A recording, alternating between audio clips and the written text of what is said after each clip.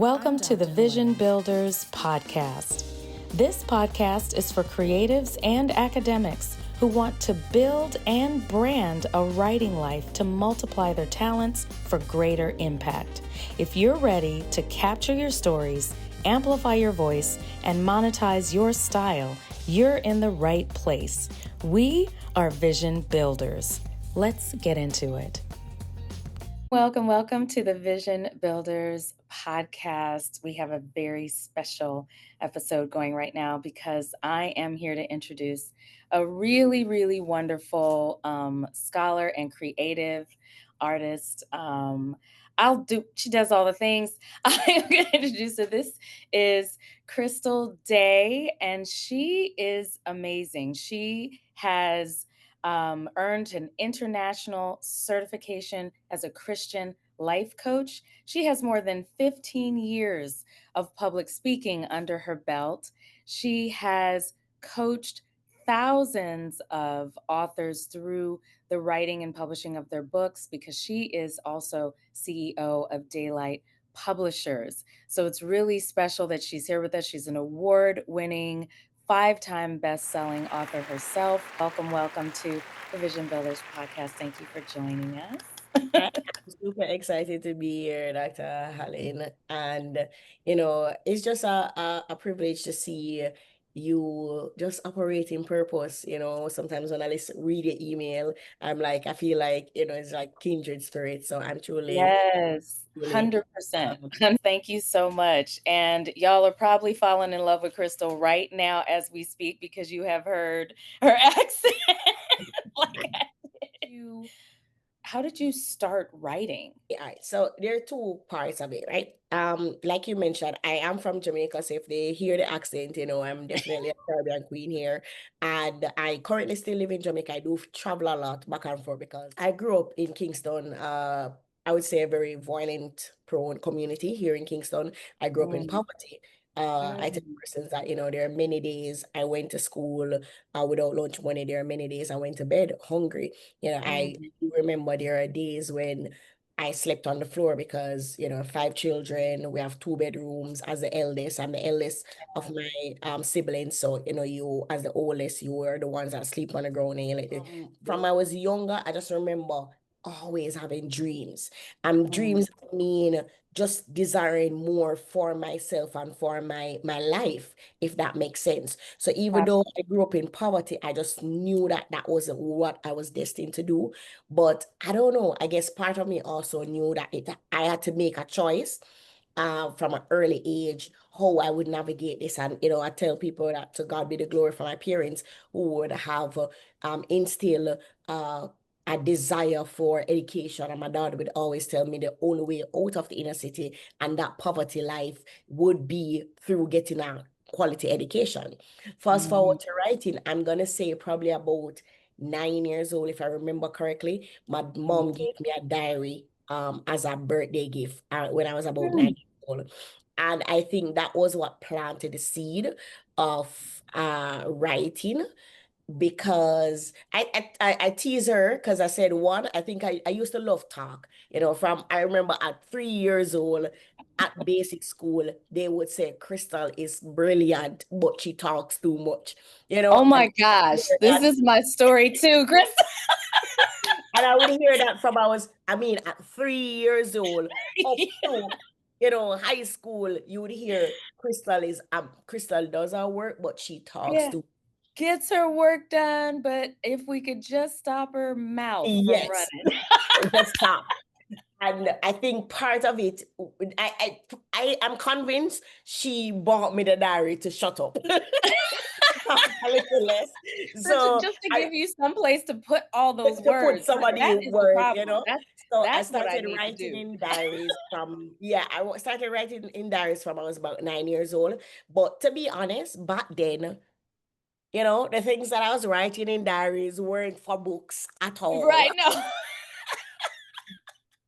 Dr. Helen, I remember at 14, my mom found a diary of mine. Oh my God. Oh my God. I'm sure she's like, what is on her 14-year-old mind? No. I admit. Nobody wants a parent to find a diary when you're a teenager. I Oh my know. God, that's But okay. what's That interesting, might have just turned everything around. You might have decided right then that you didn't want to write another word. What did you do? that was part of the thought, but then another thought is, I don't know, this is bad. I should not be saying this publicly, but I think part of it is like, you know what? I'm gonna write even more because server right for finding for invading my privacy. But Yeah, that was my that teenage sounds like a hormones. 14-year-old girl. That's That was my teenage hormones. right. That sounds But about right.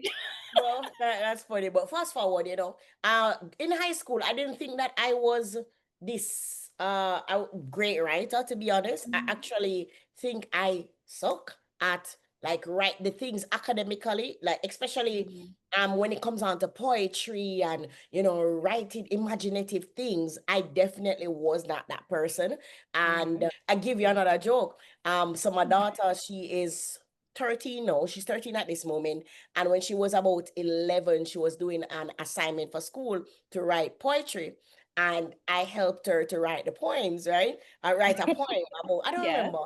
And the teacher said, "This is the worst poem I've ever seen in my No. life." And my daughter No. at 11 said to her, "Miss, you must be incorrect because my mother is an international best-selling author of pen."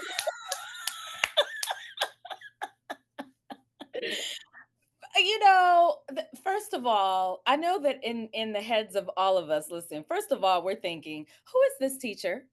Who No, it what was is bad. this It teacher? really was bad, though. It really was. I mean, but But it if was it was bad.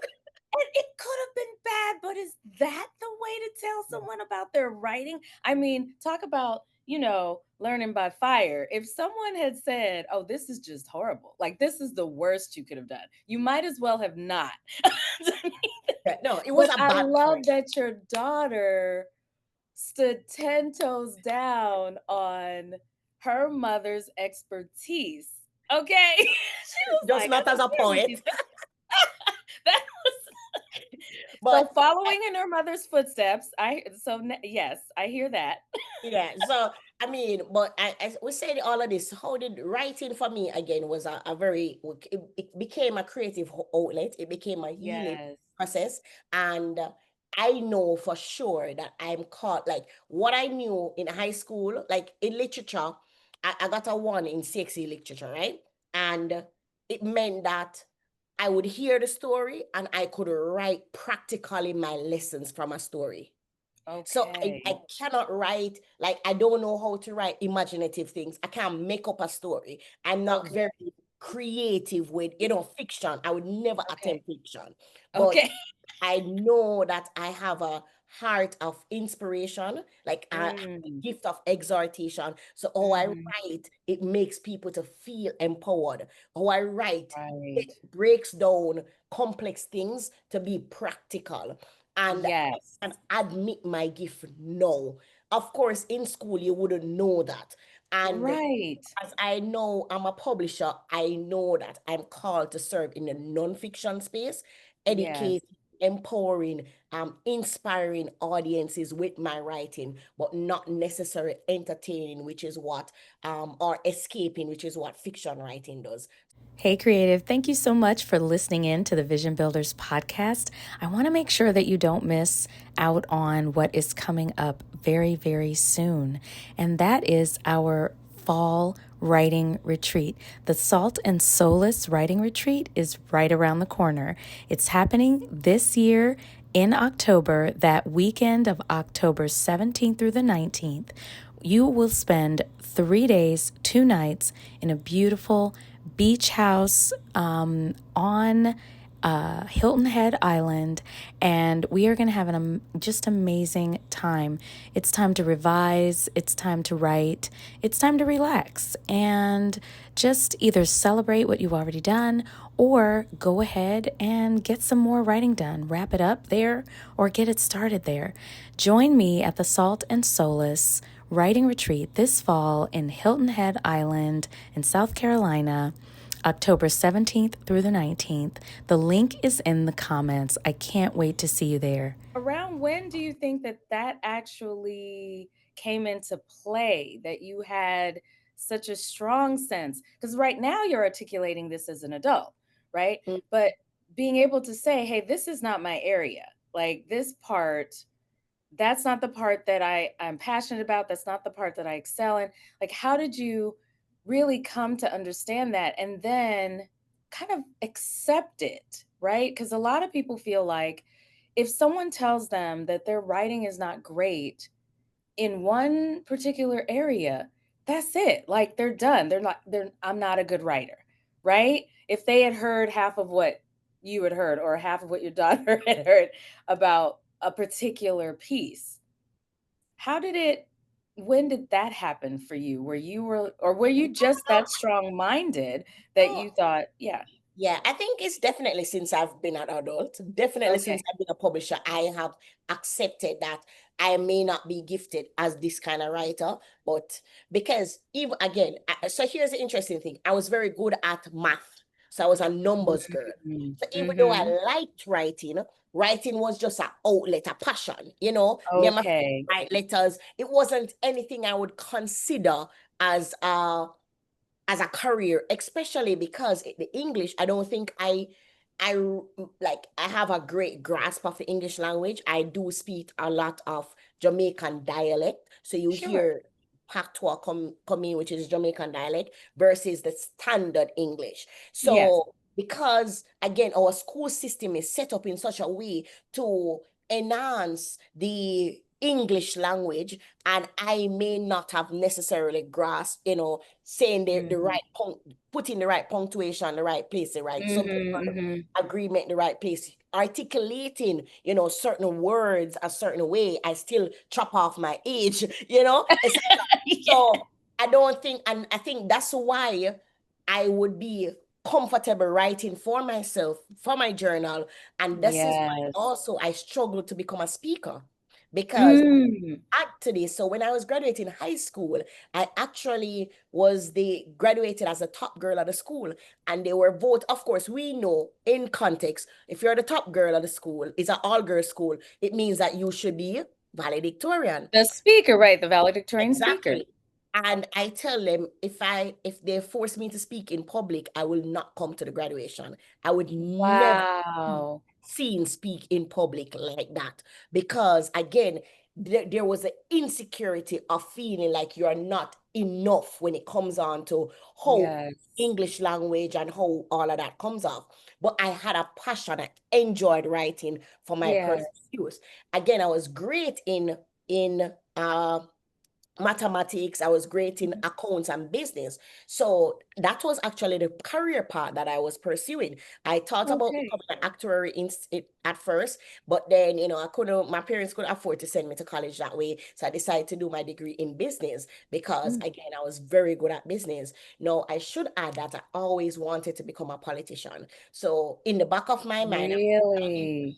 yeah. So I would do my degree, and I'm going to share how it all made sense now, because I did my degree in business, that one day I'm going to do a degree in law, and then law, I will become a politics. Now, why I wanted to become a politician, I knew that I was called to impact people.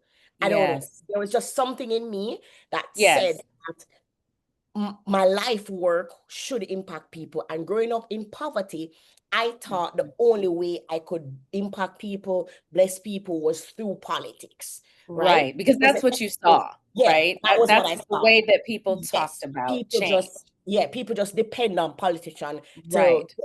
help them. So if I could do politics, then I would get a chance to help people.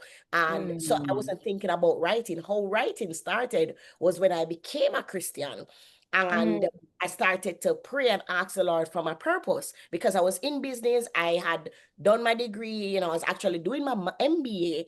And I was like, I just feel like I was called for more. And it Mm-hmm. was in this, my prayer time and got in confirmation. I heard, what are you good at? And I'm like, Mm.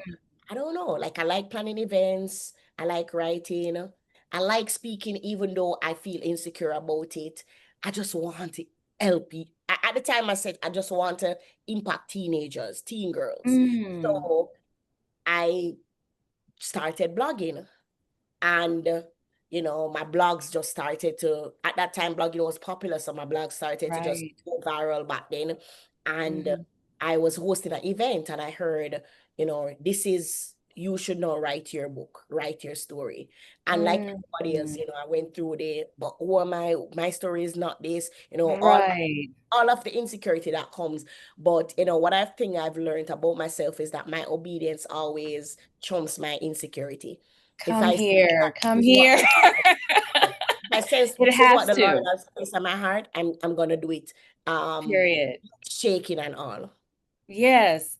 Period. So much of that story I relate to. And I know that other people relate to that moment where they essentially had that come to Jesus moment, right? That moment where it was sort of like, what am I doing or what am I supposed to do with this? Like I'm on this road, I'm on this path, I'm following, the plan to the letter, but something else, like I'm Yeah. supposed to, like I want, there's something, you know, just brewing and I want more and I know I'm supposed to be helping people like a certain type of way and I'm not sure like how to make the connection. And that is fascinating that you always knew that it was really about, it wasn't about the job. It wasn't that just the politician was just the job that you related to change and impacting people based on your story. But in effect, you were really kind of asking God, like, what, but, what am I supposed to do if not this? Like, I'm following the path that sounds right. Yeah. Right? I'm in business. I'm doing these types of things because those are the skill sets, right? Like those are the skill sets that we learn and we're training and we're thinking this is good, but we don't necessarily put that together. And then when God finally sets us down and says, like, what are the talents that I get? Like what Yeah. it's Yeah. it's like in Matthew, right? Like it's like what are the talents? I've given you a certain group of talents. What is it that you are able to do best? And those things that come so naturally. So then you decide you're like, I'm a numbers person, so I'm a business person. And then you're like, but this is my kind of creative outlet. And you discover, okay, it maybe isn't a politician. I just need to like pull this stuff together. What did you do? Like, how did you begin to say, okay, I've got to integrate this thing? I don't like speaking, but I know, I mean, I do like speaking, but I don't know how to do it in the way that, so you begin to pull these things together. When does it kind of start to make sense? Yeah. I think when it started to make sense. So initially, when I started to write, speak, I wasn't thinking about business at all. Mm, I was a Christian. I was integrated in my church. I'm like, okay, I hosted an event for teen girls at the time. I was mm. hosting workshop for teen girls in the community. I wouldn't speak though. I would get other women to come and speak. Other people to I would speak. organize, yeah. And the, it, here's the thing. There is a part of us, all of us, that know there comes a time when we know that we either jump over the cliff or we Yes, turn back or we that's stand looking at the cliff. that's And right. I didn't know what life beyond writing my first book would look like. I didn't Right. know that every time I go on a stage, life beyond that would look like. I didn't Right. know a passion for young people could lead to what it could lead to. But Yes. every time I stood on a cliff, I decided to jump. I don't Oh, know. that's good. I don't know why I That's decided to no, jump. that's good. Because like you said, you're either gonna jump or you're gonna turn back or you're gonna Yeah, stand there and be stagnant and paralyzed. yeah. There's only those choices. And every time you came to it, you jumped. I jumped. And I jump with the fear. I jump with the uncertainty. I jump in the discomfort. And I'm Mm, not saying that at no point it was easy, I'm going to tell you. right. Because again, I want you to picture, remember how I told you how I grew up in the inner city, how Yes. there are days. Imagine by 24, my life changed drastically about my first house. I completed my Wow. first first in my family to buy a house, first in my family to buy a car, first in my family to finish college. By now I started to travel. I'm the first person in my family to even have a passport, much less to travel overseas. Like Right. to Transformative, utterly 20, at transformative. 24, 25. 24 years old. 24, 25, I had my daughter, and Wow. she was the first grandchild for my parents. So, she's already You spoiled. were the golden child, Crystal. You were the I golden. was the golden child. And this for me was important, not for myself, but for my siblings. Because if Yes. remember, I am the eldest at five. So I knew if I got out of that life, there's a Mhm. strong possibilities that my brothers and my sisters will follow. There's a Right. strong possibility.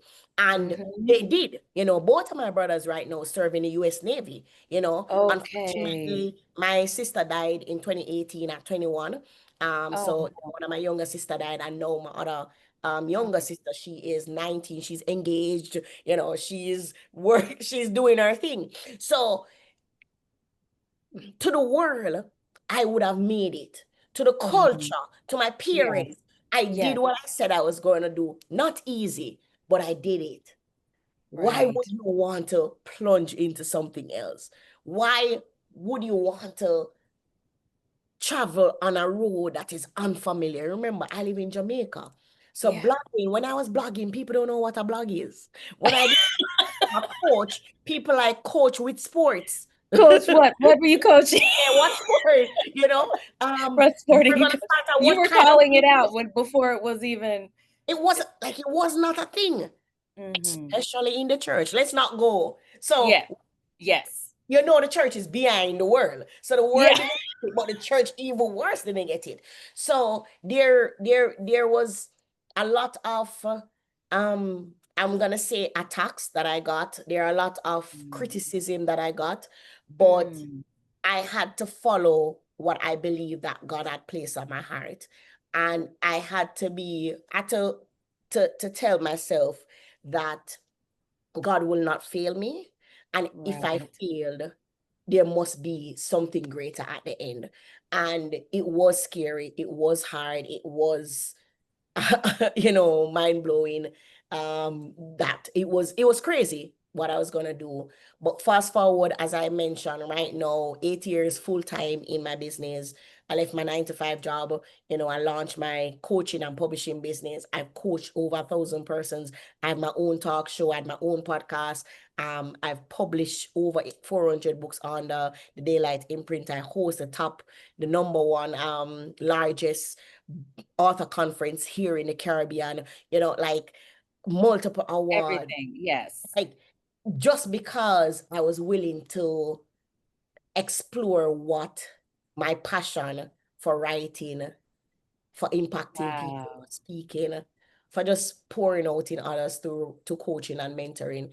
I was just willing to say why not? Why not? Why not? And what if, right? And Like, what what if I do jump in? Like, asking yourself, this is phenomenal because so often we're busy thinking we have so much security with the road, that looks secure, that looks normal, that looks like here's the plan. But sometimes you are pushed on that cliff because I always tell people, I'm like, God doesn't like boring stories. So so think about that. Think about what your testimony could be. Do you want to take that road that God has for you? Or do you want to stand there and like just kind of wait it out, sail your way, through? Um, because what you've done is extraordinary. I mean, it's extraordinary. It transformed your family, it transformed your community.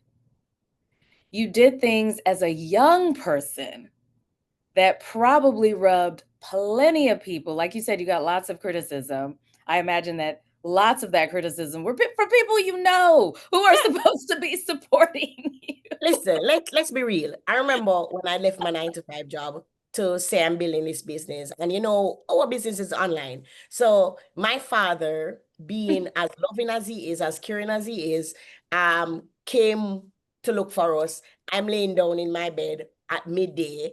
And him not knowing that I was up all night working on some sales page or something, but just saw his daughter with with her degree doing her master's, just laying down 12 o'clock in the in the day. middle of the day. Like, I remember he was so mad. He was like, "What are you doing with your life? Aren't you going to finish your master's?" Because the Lord told me to stop my master's, to go to Bible school, and to just do this thing. So like he just could Oh, not, wow. like he just couldn't wrap his mind around his brilliant daughter. What is she doing in her life? He doesn't Yeah. get online. My father is not on social media like that, Right. and I don't think he appreciated what I was doing until about a few years ago. I'm gonna say about 4 years ago. Because my father was in politics, right? So he helped Mhm. politics, and apparently somebody was hosting a political rally, and they said to him, your daughter is so popular. Could you ask her to come and host this event? And he's like, "What? How do you What know my now? daughter? Wait, what? Who? What are you talking about? Like, I know she speak. I know she does look at things, but like, you are this big politician. How do you know my daughter?" How do you know? Not I know she does some little things. Yeah, like I know she does some something. little she's talking about little things that she's Yeah, doing I and know doing she little write things book, and that's online. great. She wrote a little But book or something.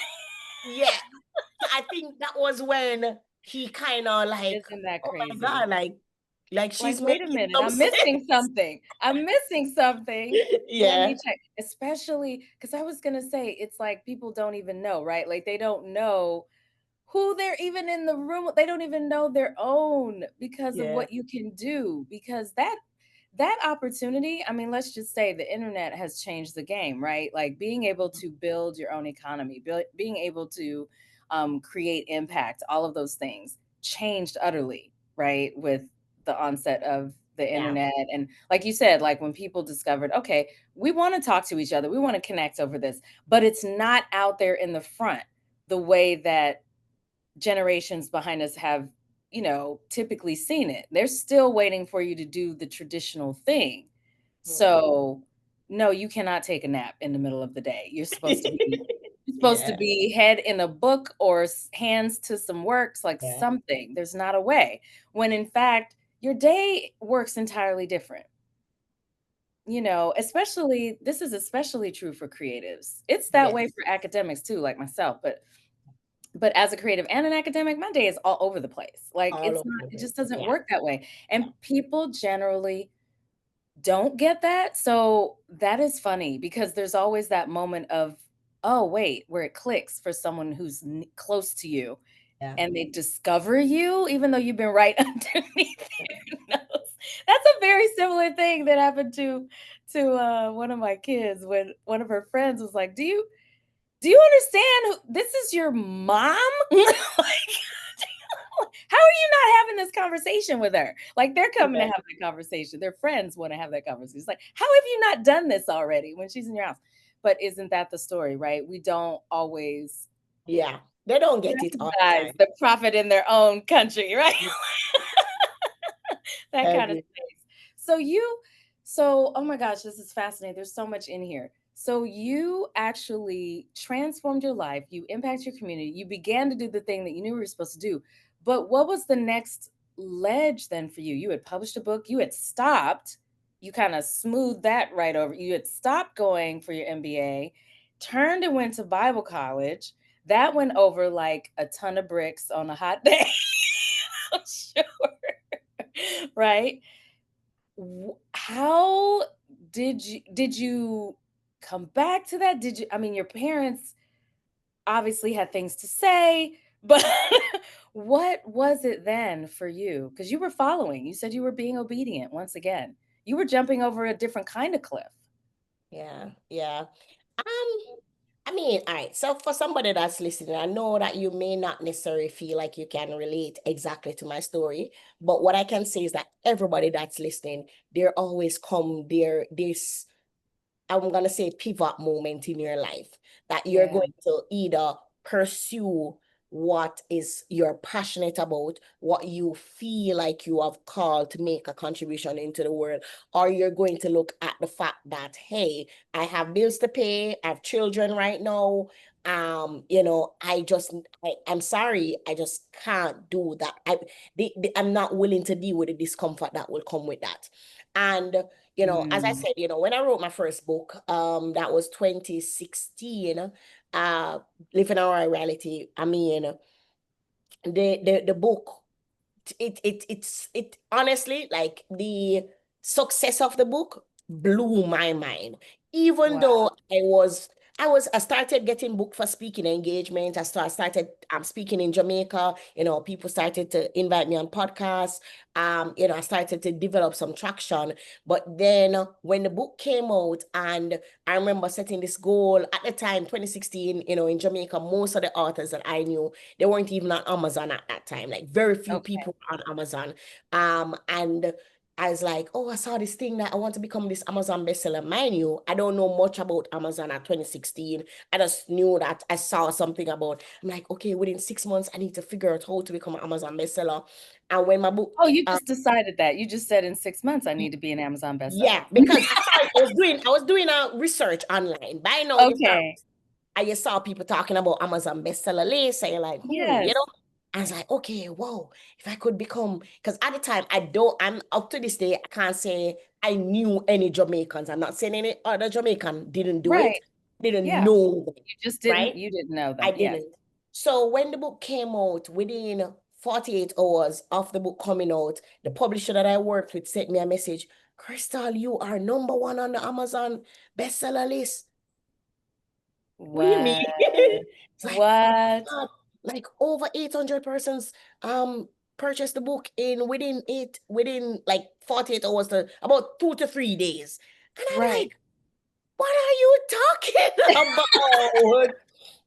Like, I And your know that I publisher was was like, I don't even know what I'm doing right now. exactly. Like, I know that I was promoting it. I know that I was doing what I could do. But to be honest, it really did blow my mind. And, really started to do well. I started to get more speaking engagement. And that's how I ended up starting to do like the certification program but I honestly was not thinking about leaving my 9 to 5 job. I was just doing all of this part-time. I was in a good job in the government. I was doing procurement at the time. I really loved my job. I had the Right. flexibility at work in terms of, my boss wasn't like, once I did my Yeah. work well, they were actually planning to send me to do my master's in MC in procurement also. So I'm like, okay, this is what I do on the side for ministry. At the time, I'd say, this is Right. my ministry and this is my business. Right. Until in 2016, I started to get this, like, I'm supposed to leave my 9 to 5 job. And I remember calling my mommy and I said to her, like, I just have this thing that I'm supposed to leave. And I'm scared because I'd bought my house probably about 2 years before or 3 years before. Mhm. I just bought a new car, you know. I'm like, I don't have a husband, it's just me and my daughter as a single parent. So that made no sense. And I remember she saying to me, and God bless, like, I really love my mom. She said, if this is what God has called you to do, He will provide for you. And Amen. that Ooh. didn't make sense to me still, but I'm like, Listen, I was at gonna least, say it's still scary. yeah, I felt a little bit encouraged. And as the time wind down at the end of 2016, I just knew that I couldn't be in my job anymore. The grace ran out there, and in January 2017, I left my 9 to 5 job. And I tell people all the time that when I left, I cried. For the first 3 months, I was okay because I had money saved. But after Mhm. 3 months and the business is not business in, the money is not coming Right. in, I had to rent out my house that I bought and move back into the inner city to live with my mom and my siblings, because I was struggling so much financially. And I remember every day, every month end, the 25th of every month, I would cry for like 6 months straight because Yeah. I was mourning the salary, I was mourning my comfort, I was doing the business, but I wasn't. I just never know if it made sense, but part of me Yeah. knew it would. And yeah, I just, I kept writing. I kept help. By now, I started to help other people to write, and I recognized that I had a gift. This is how I knew I had a gift. Like I could hear somebody's story and help them to map out. Like I could say, "Oh, this is a chapter one. This is do this," and it made sense. And I'm like, Yes. did I know how to do that? Like, Here what? comes your mathematical mind I blending with I didn't your I didn't even think about your that. writing self. Yes, because the logic and the order, there's a mathematics to I the didn't oh. think about that. Thank you for sharing that. Because I Yeah. didn't realize, because I really was very good at math. I got awards Yes, in maths and stuff. Uh, 100%. and I'm like, oh, do I know how to do this? And, little by little, the business started to grow. I started to, and, this is where I'm at now. So one of the things I have learned is that we have, every single one of us have a potential in us that is Yeah. greater than our limitations. But we Mm, focus so much on our limitations, our potential stay buried. And like Miles Monroe would say, that the graveyard is the greatest place, the richest place on earth, because right. we die with things in us. Right. Sometimes we think that we made the wrong decision because it looks like things are falling apart, right? But really you're in transition, right? Yeah. Like you're it's not that things are falling apart, it's things are peeling away, right? Like the all the things that were you just had to take it off. You just had to take it off. And that is not comfortable. That is absolutely not comfortable. It's a faith build, but it's not comfortable because like you said, mourning. You're just going to mourning. It's like you're in disbelief. I made this choice. I'm following what I believe I'm supposed to be doing. Obedience is not supposed to look like me being broke. Like that Was not. It was not like, right? And okay. at the time, well, I have a lot of friends that, my daughter and them are the same age. So everybody's looking forward to sending their children to prep school, right? Which is Okay. private school. My daughter Okay. was in a private school, but because I left my job, no, I had to get her into a public school. Okay. And I remember the shame, and I Mm, know to people mm, they may not take it as serious, but for me that felt like I worked hard to yes. come out of the inner city, to come out of poverty, to get a good job, so that whenever I have a child, I would be able to provide a better life for them. Right. Look at what my obedience is causing me, having to send my Mm, child to a public school when all of my other friends are sending their children to private school, and I felt like a failure. I felt mm. shame. I I was livid with God. Like, why are you punishing her? Like, there were so many Wow. emotions that I Yes. went.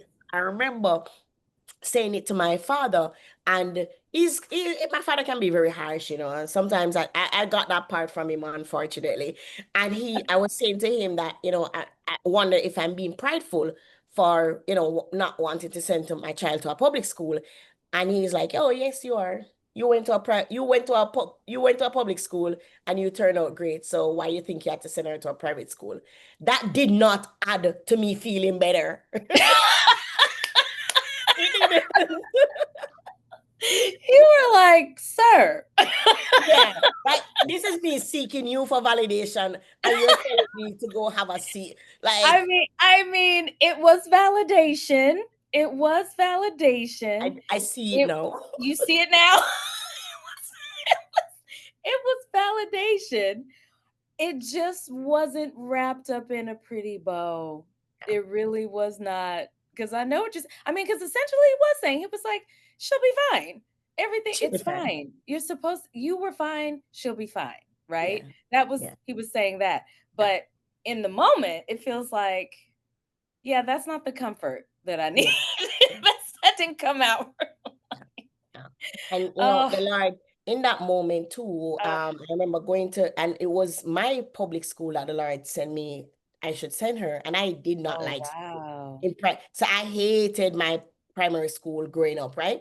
And I remember going to this meeting and the Lord saying to me that look at how you're looking at these parents in this, like it's almost like you think you're better than them because you have a little bit more Wow. education and you have a little bit more money. And he's like, no, you humble yourself to serve them, because Wow. can you serve people that you act like you're better than? So, Wow. I never forgot that lesson, because now when I go into an inner city, I can go back and remember that this is where I started from. And not because I've accomplished anything, I'm Mm-hmm. better than you in any way, shape, or form. What my success has taught me is that it is possible for you.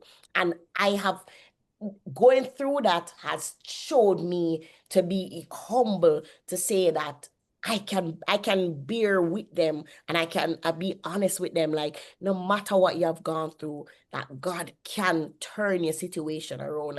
I cannot come from a place of I'm better than anybody because of that experience. Wow. Wow. And that story is, I mean, I love that story because that story is exactly that. It turns that on its head, where it's something that you might not have even realized was building in you, right? Exactly. The way that it's like you get a little something, you get better and better, you're valedictorian, like you're making choices, you're big, you're the oldest, you're doing all the things that are right, you've made it out of this, and your entire story is about making it away from that space. Yes.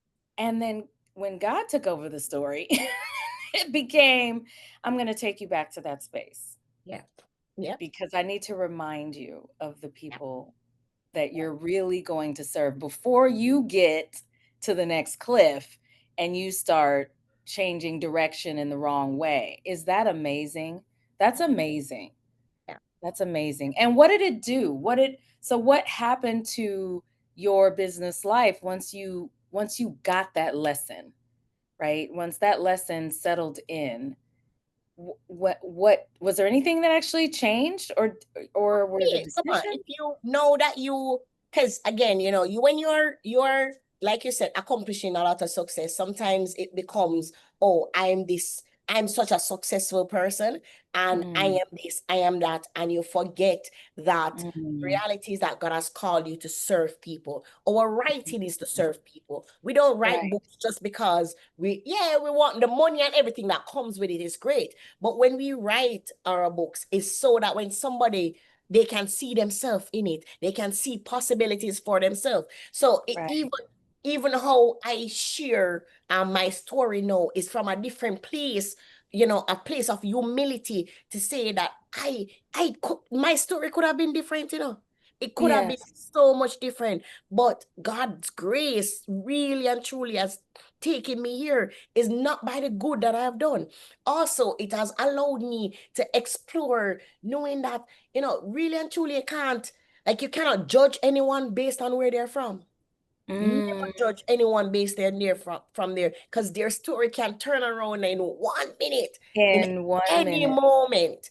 They can make a different decision at any time, right? And if you Mhm. think about, even in Jamaica, we know a lot of the athletes in Jamaica, most of them are from the most extreme, humblest beginnings, right? And then they have gotten to a Yes. pinnacle of success and financial wealth, and they're able to give back. When I think about Shelley and Fraser, Price, and she, one of the Mhm. fastest men in the world, how Yeah. she, because her philanthropic efforts here in Jamaica is is timeless. Like, the amount of Wow. families that she blesses with football, with sports scholarship. A lot of teenagers can go back to school because she is spending money on them. When she keep treating her in her where she's from in the inner city, giving young people an opportunity. Like, it's just, it requires humility for you to serve from a pure place. That's exactly right. Wow. Serving from a pure place. Mm. I Oh, don't thank you mean, for that. there are some people that, we know people that have money and they just give because, oh, Sure. it Well, makes them look giving good. I was gonna say giving because it looks good, or giving It because you looks, gotta get rid of some money for your yes, taxes is yes. a different There's a situation. difference That's from, a different thing. I But know, giving like, because you understand first from where you come, regardless of where that is. You mm, know that you are not better. than Yeah. any other person. Like you said, it just in a single moment, a blink of an eye, Yeah. that person could be changed. But then also giving from a place understanding that you are supposed to be part of the change that happens. Be part of the plan, Yeah. right? In terms of serving others, because that no one did that by themselves. It was God and the hands and feet that he Yeah. put in place. Yeah. So I hope everyone in the audience is just like taking mental notes, taking written notes about all of these gems that you are dropping and holding on to that, because that's wisdom. That's wisdom in a very young person. That's wisdom. I I mean, keep teasing her about her age because she's um, younger than me. That's yes, fun. because I don't think 38 is young, but You're a little grown. I feel like you got to get over 40 before you're a little all right, grown. fine, fair enough, fair enough. What is a piece of advice that you find yourself giving to other writers the most often? Like, what is the one thing this thing might be on repeat, or maybe it's a mistake that a lot of authors make. What I teach right now, there are three types of writers, right? One, you have what I call the gifted writer. The gifted Mm, writer is those persons that they just know instinctively from as long as they are great writers. When they put words on paper, it just impact people. You know that you're just gifted, you're born to do mhm, this. mhm. Then I believe that you have what we call equip writers, right? So the equip writers are those who may not necessarily be the strongest writer, but they read books and they read books and they read They're things trained. and they train themselves to be Yes. better writers, right? And Mhm. then I have what I call the called writers that Mm. tell themselves that they don't know anything about writing. Actually, I hate writing, but they have a story to tell or But they they have have a something story to to tell. share. So Mm, they can write and I give examples. So like a John Bevere, he says he's a called writer because mm, he says I did engineering because I scored a 310 or something like that on the SATs. Like English is in my worst language, but the Lord has blessed him to write 40 books, called wow. him to write Call 40 them. books because Mhm. that's a part of the calling that God has given him. So for writers, that's persons that are your creatives, you can find yourself in which one. I'm gifted. The thing with being gifted is that you now have the advantage of producing different kinds of pieces, right? Similar, if you come from a place of impact, you can either do it strive in academic space, you can strive in the fiction space, you can strive in the non-fiction space because you are gifted. It's Mhm. just natural to you. When the gifted writer, no, sorry, the equipped writer, they're more like, I like it, but I know I need to just work on it a little bit more. Yes. And Yeah. you just know most of the time that kind of writer, their desire to write just comes from a place of impacting others or Mhm. inspiring others, right? And Mhm. then of course the call Mhm. writer is that person that they just know that even though I'm not great at this, even though this is not what I love to do, I know I must do it because there's a Yes. generation waiting. So this Yes. what I think a lot of authors or aspiring writers do is that depending on where you're falling, there's a lot of insecurity that comes because Yeah. gifted writers, they do have insecurities because they want, Yes. you know, will it be enough, right? Even Mhm. the Mhm. equipped writer, again, is my writing enough? The call writer, and you Right. find that insecurity is the thing that hold all three of them back. But how do Isn't you that funny? overcome your insecurity? Yes. You remember who you are. In my book, I have a book called Dear Insecurity, and I say the antidote of insecurity is not confidence. I used to think the more confident you become is the more your insecurity decrease. No, your Mm. insecurity, the antidote for insecurity is identity. Because once you Yes. understand who you are and who you're called to serve, you are not thinking about your writing skills at all. You're thinking, how can I be a blessing? And that is what the mistake of many writers, right? If Mm. you're writing a fiction, you're asking yourself, because we need fiction books. Think Yes. about Harry Potter. Think about the Twilight. Think about, Mhm. like it allows us to we have been reading fiction from we were children. All of Yes. those fairy tale stories, right? Yeah. That we read when we were children. It was needed as a part of our development, right? Yes. About all the academic books that have been written has helped to increase our knowledge. Think about the self-help industry and how it's increased drastically in the last few years. Think about how much books helped us through the pandemic, That's right? right. Think That's about right. books helping us through the pandemic. So it means that no matter where you fall into the category, you are necessary. Your Hmm. writing is important because it's a gift to the It's next who you generation. are. Yes. It's what you're meant to do. And thinking about who you are.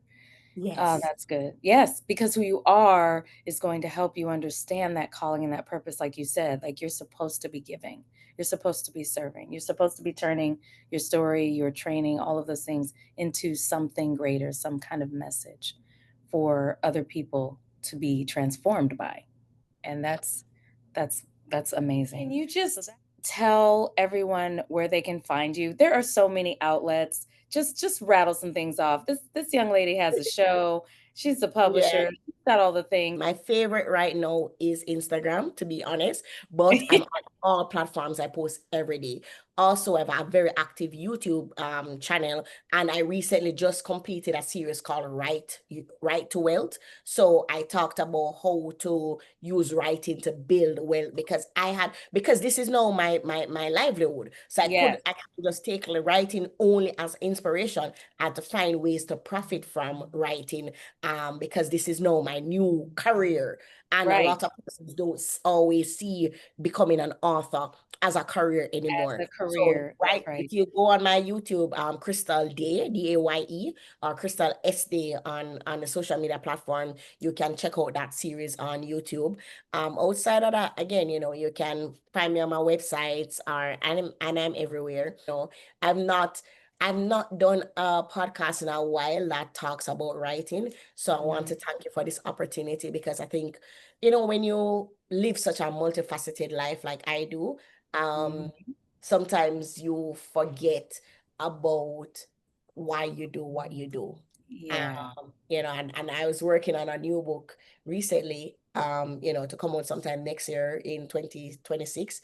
And I was getting frustrated because I'm like, does it like you already write 11 books? Do you need more? But I was reminded, even in my own sharing, that this is necessary because this is leaving a generation, blessing a generation beyond me.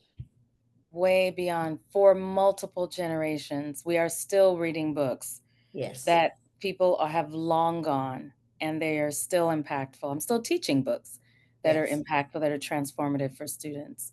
Crystal, thank you so much. Thank you Thank you for so having much me. for this time.